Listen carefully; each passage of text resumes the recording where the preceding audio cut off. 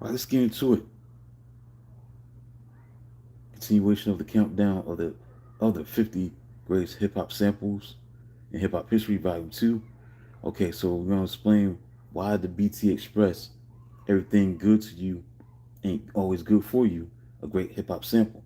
We're gonna start with the funky bass line, the bright horns, the soulful groove, the strong bass, the deep bass guitar line, sets a heavy groove, the bright horns, the sharp brass hits add power and energy. Easy to chop, the clean arrangement lets producers cut, loop parts easily. Also, it's all about the Benjamins by Puff Daddy and Notorious B.I.G. What You Want by Nine use this sample as a reference. So let's keep moving. Get into more details of why this is a great sample.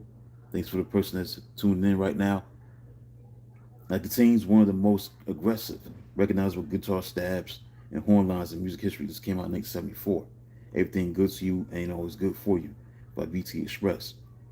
The Brooklyn Funk group purposely focused less on dense lyrics and more on letting raw, hard-hitting rhythmic instrumentation.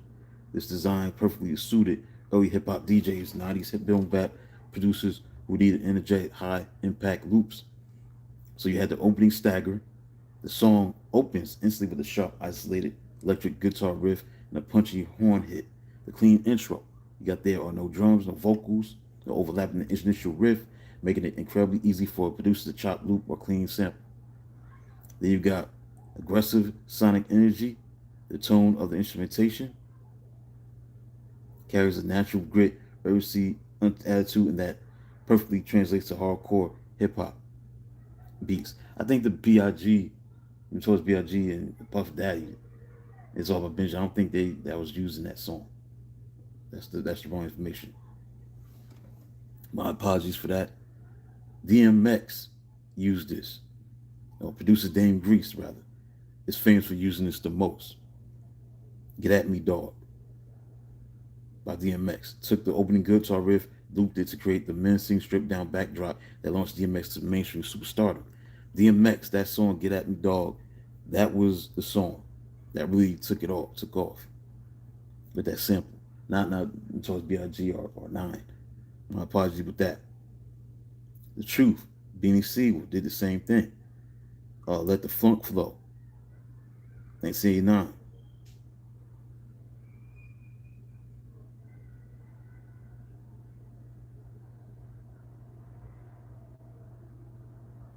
I think that's the right song by EPMD. I said Ice Cube up here. But the best one that did it best was DMX. for the song Get At Me Dog using the BT Express. Everything good to you ain't always good for you. Okay, let's look into the Who sample.